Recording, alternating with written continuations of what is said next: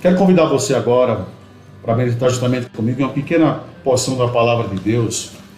Também quero agradecer a nossa irmã que nos dá o prazer, irmãos. Olha, a irmã Francinete, Deus abençoe a irmã Francinete, Deus abençoe a sua família, seu lar, em nome de Jesus, viu, querida? Quero convidá-los a abrir vossas Bíblias lá no Evangelho de Mateus, capítulo 24, versículos 5 ao 8. São 3 versículos que nós vamos ler, meus irmãos. Pegue sua Bíblia aí, link, tá? Também no seu celular, em nome de Jesus. O versículo 5, meus irmãos, diz assim, ó: porque muitos virão em meu nome, dizendo, eu sou Cristo, e enganarão a muitos.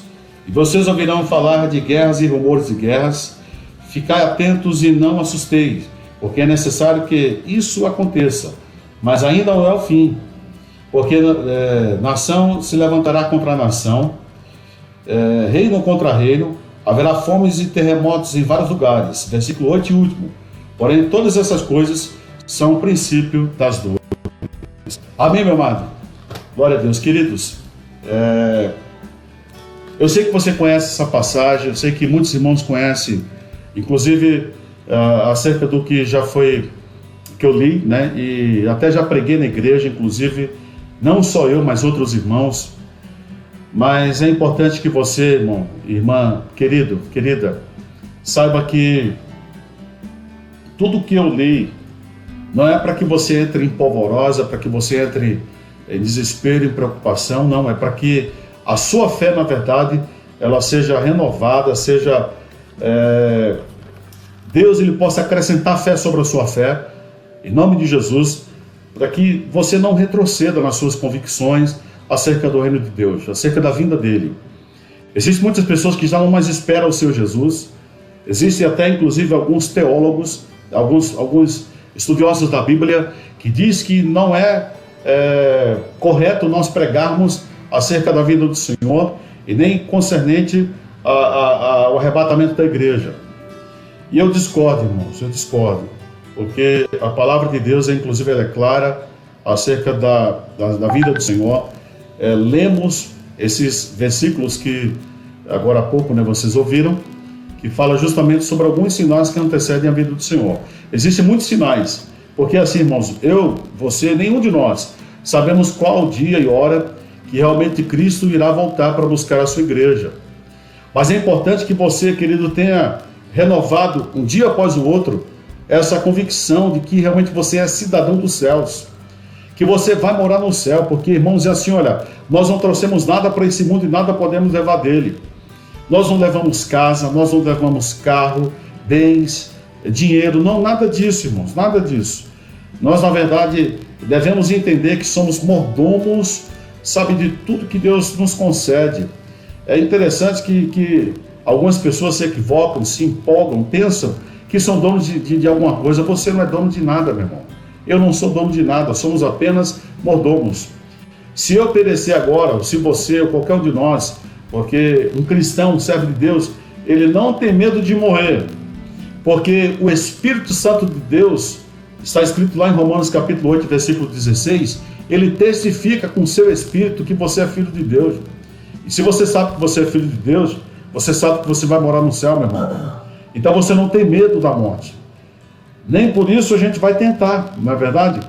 Nós não podemos tentar o Senhor, isso entristece a Deus. Aí também não podemos nos empolgar, como eu citei a semana passada, acerca de Martinho Lutero, que ele fez os seus cuidados, né? E quando também necessário, as pessoas que precisavam dele, ele não se esquivou, ele não retrocedeu, ele foi lá e levava a palavra de amor, de vida, o aconchego, a palavra de vitória para aqueles que precisavam, tá certo? Mas eu quero citar para você, irmãos, alguns sinais que antecedem a vinda do Senhor, porque nós não sabemos o dia e hora, mas a gente sabe que está próximo pelos sinais que provam que ele está cada vez mais próximo de vir buscar a sua igreja. E é por isso, irmãos, que Deus permite algumas situações, inclusive na qual estamos vivendo, para que o povo pare um pouco, sabe, reflita na sua vida cristã, espiritual, como é que está a vida com o Senhor, no reino dele, na obra dele, né? Porque, não sei se você sabe disso, mas Deus, ele confiou a prerrogativa de levar o reino dele adiante, a sua igreja. E se nós somos igreja de Deus, irmãos, somos igreja do Senhor, sabe, nós não somos daqui, nós temos que entender que temos que levar a sua palavra, o seu evangelho adiante. Existem pessoas que estão perecendo, inclusive esses que infelizmente já foram embora por consequência do coronavírus. Infelizmente, uma boa parte deles não conhecia o Senhor Jesus. Então, compete a mim, compete a nós, a igreja de Deus, cumprir o imperativo do Senhor. Não é opcional levar o reino de Deus adiante, é uma ordem. Deus está ordenando a sua igreja que leva o evangelho nos quatro cantos dessa terra. Por quê? Porque ele está às portas, irmãos. A qualquer momento Cristo vem buscar a sua igreja. E eu vou citar alguns sinais que antecedem a vinda do Senhor. Além desse que você já sabe, que é pestes, né? Que são enfermidades que infelizmente assolará a humanidade. É o fim, pastor, porque agora o negócio está mais sério porque é global, é mundial? Não, querido. Isso é apenas o princípio das dores. Mas eu quero lembrar só para você, só para que você possa guardar aí na sua cachola, ele fala sobre guerras e rumores de guerra. E quando ele fala sobre guerras e rumores de guerra, é interessante, irmãos, que quando eu pesquisei acerca de guerras, é assim, olha, não se sabe no total realmente quantas guerras já cometeu a humanidade, ou seja, desde do início até aqui. Alguns especulam, falam que foi mais de 5.000, né? Mas as grandes guerras, na verdade, que matou e dizimou milhares de pessoas, foram 127 guerras. 127 guerras. Só no século passado foram duas grandes guerras que infelizmente acometeu a humanidade, a Primeira Guerra Mundial e a Segunda Guerra Mundial, né? Que foi entre 1914 a 1916, 17, mais ou menos. E aí essa foi a primeira, né? E depois a Segunda Guerra Mundial em 1940, 39 até 1945, mais ou menos, até um pouquinho mais. Mas foi mais ou menos essas datas. E assolou a humanidade, irmãos. Milhares e milhares de pessoas pereceram. Só pela mão dos nazistas morreu só de judeus, mais de 6 milhões de judeus, né? E o que eu citei para citar, irmãos, isso, na verdade, são sinais da vinda do Senhor, né? Só no século XXI foram 5 guerras, se não me falha a memória, e vocês sabem delas, né? Foi do Iraque, foram em vários países do velho mundo, até envolvido a maior potência do mundo, que é os Estados Unidos. E também dizimou muitas vidas. A gente temos que entender que tudo isso que acontece acerca de guerras e outras parcelas que eu vou citar aqui para mim e para você ouvir, irmãos, são sinais que antecedem, ou seja, que prova que Jesus está às portas. Que nós precisamos se preparar, estar preparados, atentos, não desesperados, não com medo, né? Ansiosos, porque Jesus vai voltar. Nada disso, irmãos. O Espírito Santo de Deus, ele, quando testifica com o nosso espírito, ele nos dá tranquilidade, irmãos. Ele nos dá uma paz, sabe, imensurável. É uma paz que vem do Espírito lá no âmago da nossa alma. Faz com que nós não nos preocupemos, não venha desespero por nada nesse mundo, viu? E guerras são sinais da vinda do Senhor, né? Esse é um dos sinais. Um outro sinal, irmãos, que inclusive assola o mundo, não só o Brasil, o Nordeste, e nem aqui mesmo São Paulo, na parte mais periférica de São Paulo, nas favelas, etc., a fome. A fome, na verdade, irmãos, ela, não sei se você sabe disso, mas ela assola 805 milhões de habitantes no globo terráqueo, irmãos. 805 milhões de pessoas passam fome na Terra. E é triste isso, a gente saber desse número. Quando eu analisei esse número, eu fiquei muito triste, né? Porque, inclusive, uma grande parte dessas pessoas que perecem, inclusive até de fome, é no continente africano. E, infelizmente, os cristãos, a igreja, o povo de Deus, de uma certa forma se acomoda, porque pensa assim, se eu estou bem, se eu estou numa boa, né, que se exploda o resto. Não estou generalizando, mas eu estou dizendo que, infelizmente, alguns pensam dessa forma, ou de uma forma direta ou de uma forma indireta. Mas nós precisamos, irmãos, entender que nós não podemos nos esquivar. Nós precisamos realmente fazer a nossa parte. Quando soubermos que existe alguém que precisa realmente da nossa ajuda, nós temos que estender a mão, entendeu? Temos que ajudar, temos que realmente suplicar a esse Deus maravilhoso.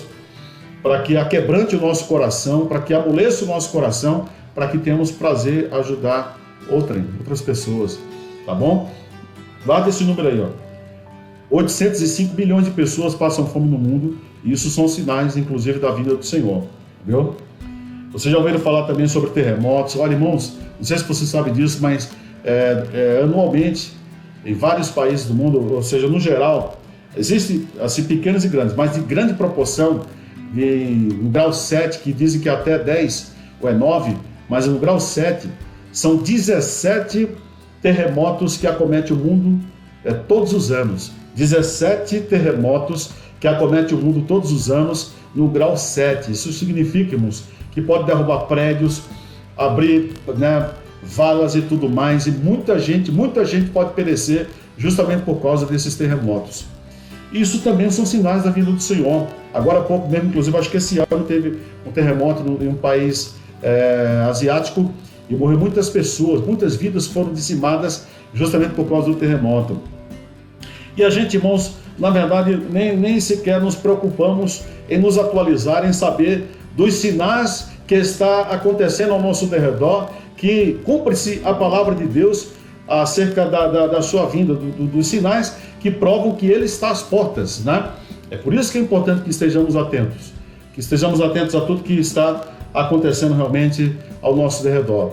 E uma das coisas que você já sabe, só vou lembrar para você, a multiplicação da iniquidade, irmãos. A multiplicação do pecado, das mazelas que hoje acomete, assola a sociedade. Eu disse para vocês há dias atrás concernente à Europa. A Europa, não estou dizendo que foi a mão de Deus, o castigo de Deus que está acometendo aquele continente, mas é consequência do pecado, porque a palavra de Deus fala no Tiago, irmão de Jesus, ele diz assim, do que se queixa o homem, senão dos pecados que ele comete, né? Então, do que se queixa, na verdade, todos os povos, nações, tribos e línguas, senão dos pecados que eles cometem, porque o pecado, irmãos, além do salário que está escrito lá em Romanos capítulo 6, versículo 23, diz assim, o salário do pecado é a morte, mas o dom gratuito de Deus é a vida eterna em Cristo Jesus nosso Senhor.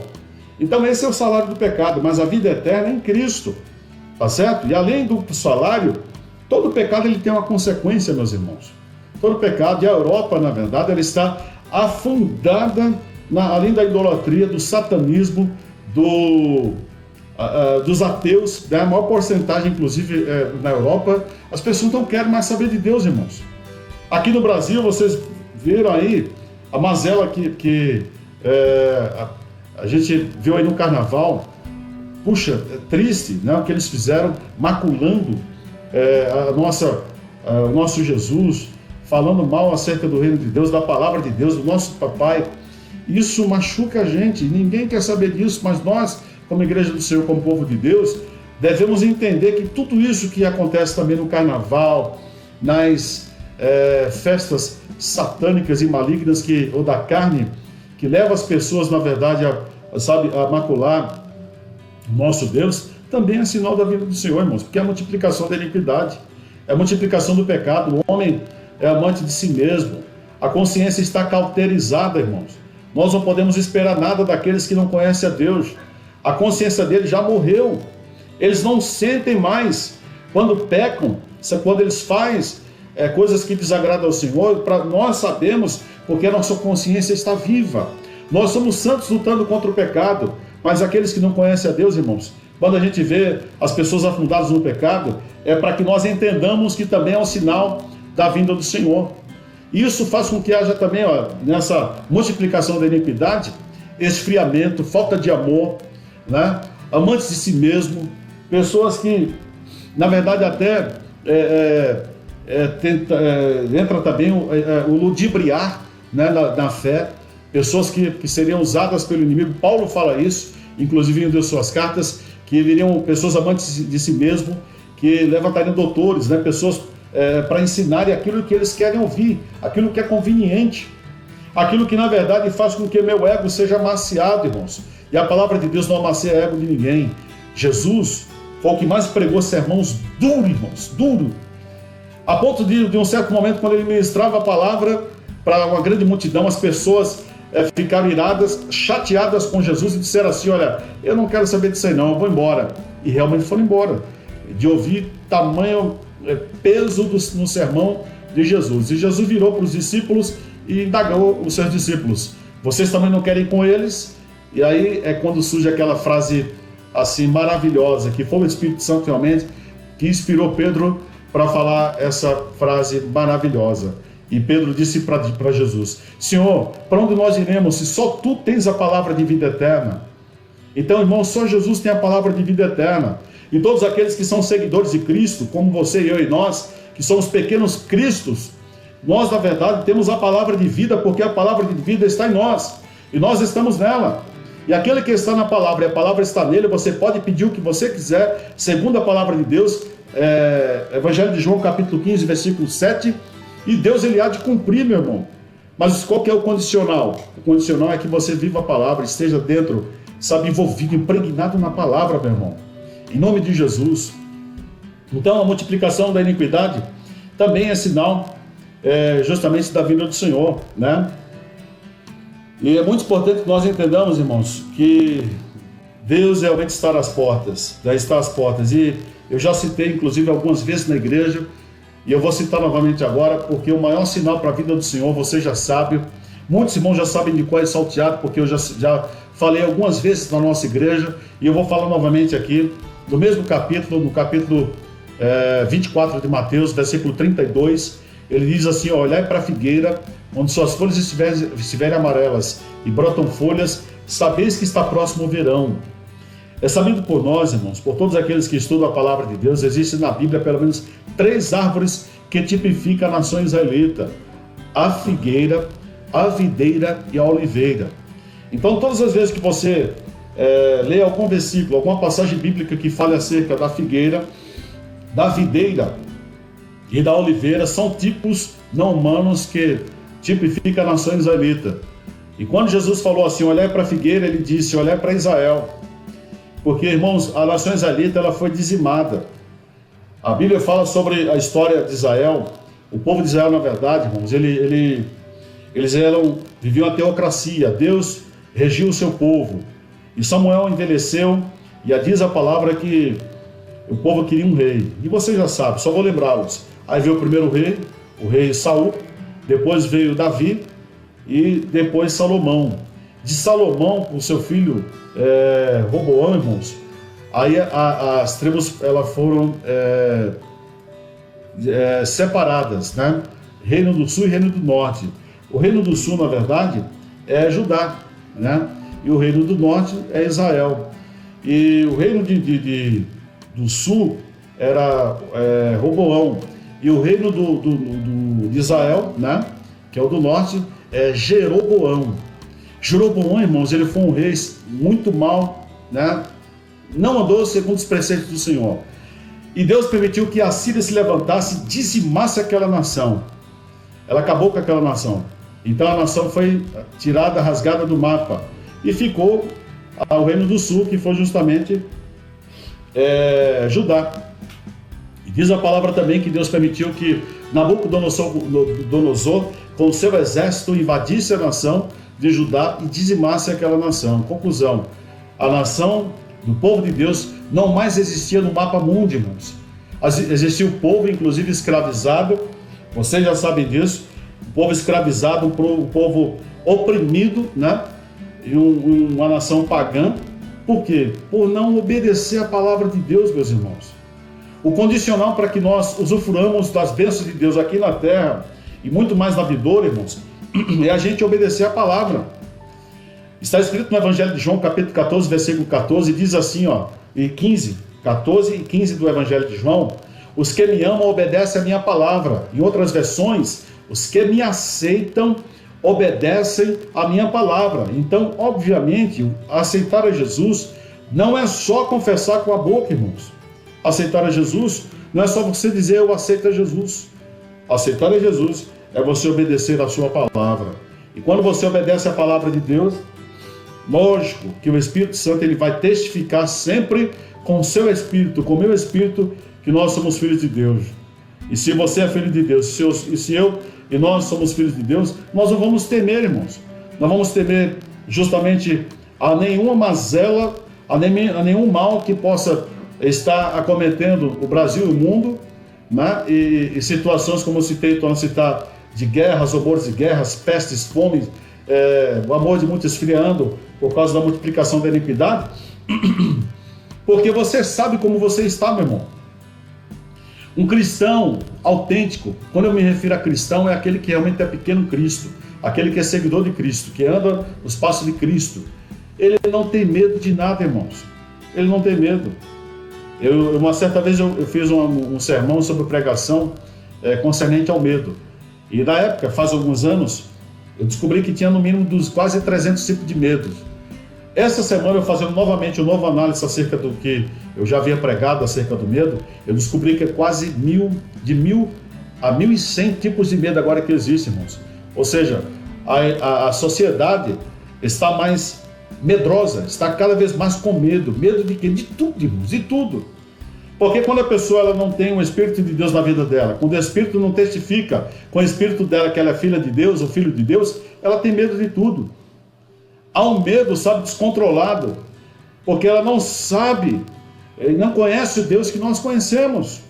Então não tenha medo de nada, meu irmão. Acredite no Deus que você serve e continue renovando a sua convicção, a sua esperança na vinda do Senhor Jesus.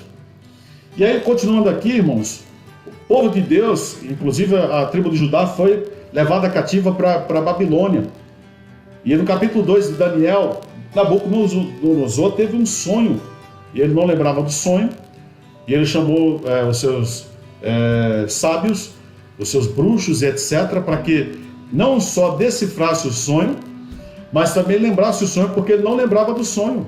Não lembrava, irmãos.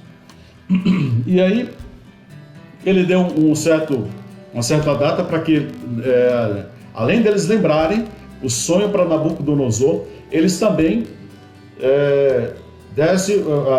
ou seja, interpretasse o sonho. E todo mundo desesperado. E aí isso chegou aos ouvidos de Daniel e dos seus companheiros, né? Homens de oração. Irmãos, Daniel orava 3 vezes ao dia. Isso agrada a Deus, isso que mais agrada ao Senhor é você justamente ter uma vida de comunhão, de intimidade com o Senhor.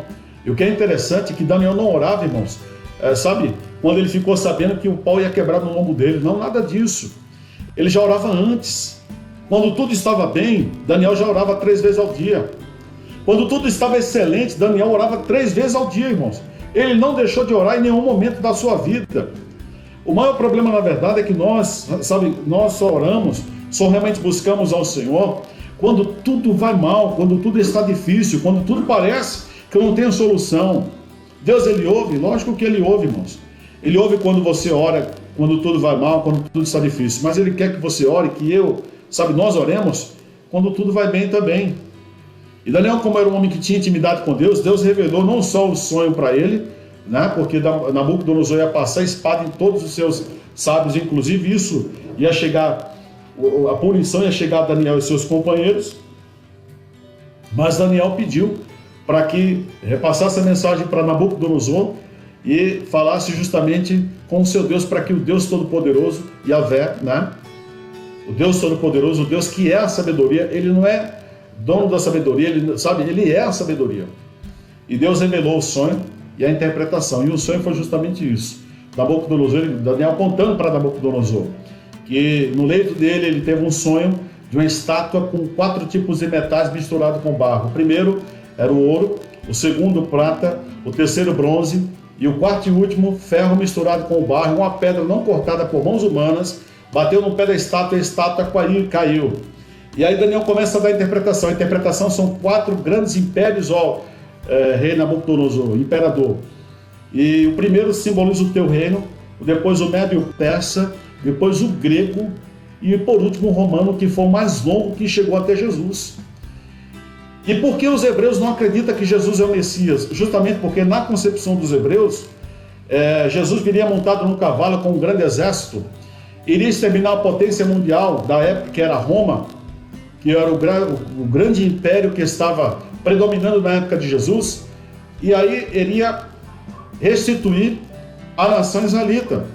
E aí haveria paz na concepção, né, dos hebreus, que era justamente essa interpretação deles, Por isso que eles não entenderam e não aceitaram esse Jesus. Vem cá, Jesus veio de Nazaré, segundo alguns, uma favela, montada num jumentinho, e para libertar não o palpável, o físico, mas o espiritual. Viu, querido? Então, Jesus está às portas, a figueira já brotou. Eu não vou entrar mais em detalhes porque é muito longo, mas em 14 de maio de 1948, após a Segunda Guerra Mundial, a figueira brotou, meu irmão, no século XX, no século passado. Israel é uma nação já faz mais de 70 anos.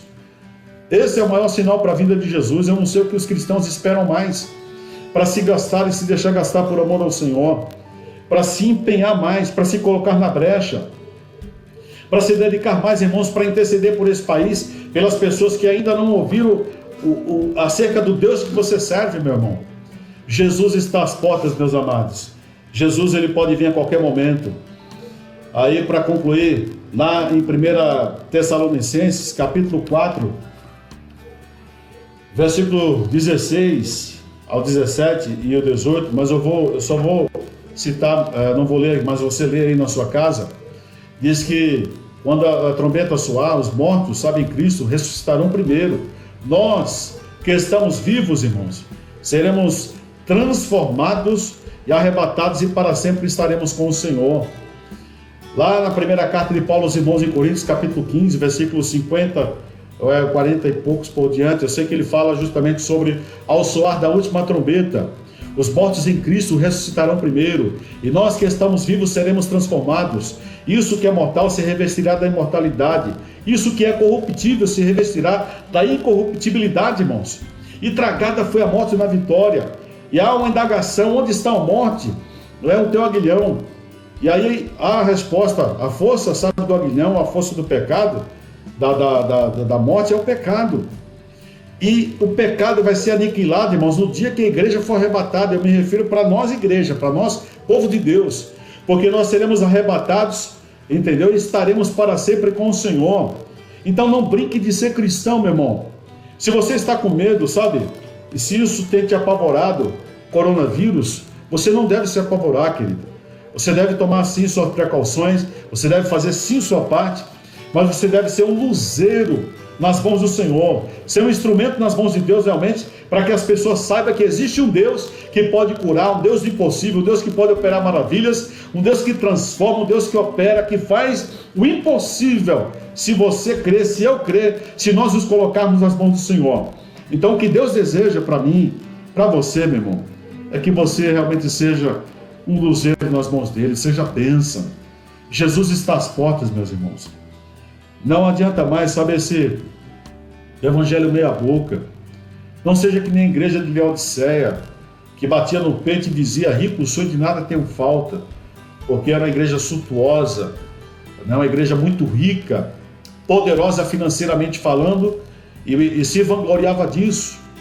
E Deus falou para eles, usando justamente o apóstolo João: mas não sabeis vós que és cego, pobre, miserável e nu. Cego por quê, irmãos? Porque eles criavam colírios e vendiam e ganhavam fortuna justamente acerca disso, desse colírio, e se vangloriavam por isso. Então, mesmo tendo o colírio que era vendido no mundo inteiro, Jesus falou para eles, por intermédio de João: vocês são cegos, não conseguem enxergar a minha grandeza, não conseguem enxergar quão profundo, quão grande é o reino de Deus. Meu irmão, o reino de Deus é muito profundo. O que Deus tem preparado para mim e para você é tão grande, e você se empolga com coisas supérfluas, sabe, com coisas dessa vida, meu irmão. Olha, não pense que o que você tem é seu. Não é, meu irmão, não é. Você é mordomo do que você tem. Então, por isso que é importante que você entenda, a vida aqui passa tão rápido, meu irmão. Seja mais, sabe, aberto para o reino. Se disponibilize mais, se dedique mais, se entregue mais. E a única forma de você e eu e nós, sabe, sermos sensíveis à voz do Espírito, amarmos as pessoas que não conhecem o Senhor e até mesmo os nossos inimigos, aqueles que dizem que são nossos inimigos. Nós não somos deles, mas eles são nossos. É a gente amar esse tipo de gente, essas pessoas. Só o poder do Espírito Santo, meu irmão. Só o poder do Espírito que faz isso. E a única forma é você orar, que nem Daniel. 3 vezes ao dia, Daniel orava. Quantas vezes nós temos orado, irmãos? Como é que você, sabe, e eu e nós, Queremos bênção, bênção, bênção. Quando Deus diz assim, olha, meu filho, se gaste, se deixe gastar, que as bênçãos virão, as bênçãos te alcançarão. Você não precisa correr atrás da bênção. A bênção, na verdade, vai se achegar, vai ser derramada sobre a sua vida, recalcada, sacudida e transbordante, meus irmãos. Então, irmãos, a vida, para concluir, é tão rápido aqui. O irmão de Jesus, o Tiago, inclusive, ele fala isso, né? Ele fala sobre a empolgação de alguns, que até diz assim, sabe, no seu coração, vou para tal cidade, lá viverei, lá ganharei. E aí ele diz assim, olha, não diz desse jeito, mas dizes assim, vou a tal cidade, lá viverei, ganharei, se Deus permitir. Porque sabe como é o que é a minha vida, a sua vida? A nossa vida é que nem um vapor, irmãos. Está lá na Bíblia. Põe a água lá no fogo, irmãos. No teu fogão aí. Deixa ela ferver, chegar a 100 graus Celsius. Você vai ver como é que parece que rapidinho aparece e some o vapor. Assim é a minha vida e a sua vida. É isso que está lá na Bíblia. É isso que está na palavra de Deus. Então, irmãos, nós não trouxemos nada para esse mundo e nada podemos levar dele. Sabe o que você leva? Sabe o que eu levo? Para sermos julgados no tribunal de Cristo, as nossas obras? Aliás, o que nós fizemos aqui é as obras. É as suas obras. Quando você faz obras boas, e você chegar lá no tribunal de Cristo, porque quem chegar lá está salvo. Agora, as obras serão provadas, entendeu? Então, as suas obras, as minhas obras serão provadas. As obras têm que ser feitas com excelência. Tudo que você fizer, meu irmão, tudo que vier à sua mão, faça com excelência. Deus está vendo tudo. Você será recompensado nessa vida e muito mais na vindoura, tá certo? Então, saiba que Jesus está às portas, que o que está acontecendo, na verdade, em nosso mundo, são sinais que antecedem a vinda do Senhor. Não se desespere, mas glorifique a Deus, porque realmente Jesus está às portas. E eu digo para mim e para você, Maranata. Sabe o que significa Maranata? Ora vem, Senhor Jesus. Que Deus abençoe a sua vida, que você tenha uma semana vitoriosa, abençoada, juntamente com a sua família. Continue orando, continue intercedendo, meu irmão. Não desanime, não desfaleça na fé. Eu confio no Senhor. Saiba que nós estamos apenas aqui de passagem, meu irmão. A nossa terra, a nossa morada não é aqui. É com o Senhor. E sabe o que significa essa morada? Não é por um período. É a eternidade, meu irmão. É a eternidade com o Senhor. Que Deus abençoe a sua vida. Que o Espírito Santo de Deus ele possa realmente acrescentar fé sobre a sua fé. Que você realmente possa cada dia amar ao Senhor com toda a pujança, com toda a força que você tenha na sua alma, meu irmão. Ame ao Senhor. Ame-o. Que você vai ver que as maravilhas do Senhor, as bênçãos do Senhor serão derramadas sobre você, sobre mim, sobre nós. Nunca ame bens, nunca ame dinheiro, sabe? Isso é passageiro. Não coloque seu coração, sabe, em algo falido, não. Você deve colocar o seu coração naquilo que vai te levar, sabe, para a eternidade feliz, juntamente com o Senhor, que é o seu Filho Jesus Cristo. Quem tem um filho tem o Pai, tá certo? Jesus é a porta. Se você já passou por ela, confie nele. Acredite que realmente ele está no controle de todas as coisas e que todas as coisas contribuem para o bem daqueles que amam o Senhor. Que Deus abençoe a sua vida, que Deus possa assim, te sustentar, te guardar, te livrar. Não tenha medo, irmão, não tenha medo.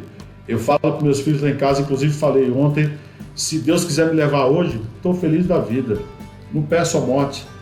Mas se Ele quiser, irmãos, eu sei para onde eu vou. O Espírito dele testifica com o meu Espírito. E eu espero que ele testifique com o seu Espírito. Porque a salvação, ela é individual. Só você e eu e nós, e cada um sabe individualmente, sabe como é que está a vida. É com Deus, tá certo? Deus te abençoe. Em nome de Jesus.